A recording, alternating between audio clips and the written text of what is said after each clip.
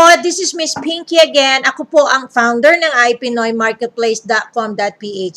Ako po ay masayang-masaya dahil marami na po tayong mga users sa website natin. Na-try niyo na po ba ang iPinoy Marketplace po? Kung kayo po ay naghahanap ng website na 100% free classified ads posting, you have to try our website po. Ito po ay 100% free classified ads. Minamanual review po natin ang mga listing natin. Marami pong bagay dyan na hindi pwede natin i-list dahil po may mga restricted items po tayo. We do our best po na talagang maging safe po ang ating website para po sa lahat. Hindi lang po para sa mga sellers, kundi sa mga buyers natin at mga guest po natin.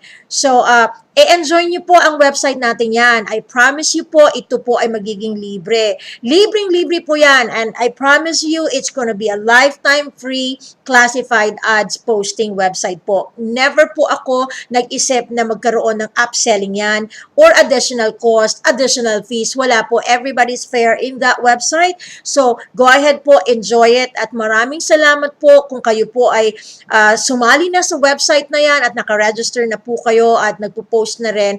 Maraming salamat po. Sa inyo na hindi pa po natatry ang ating website, go ahead po, try it.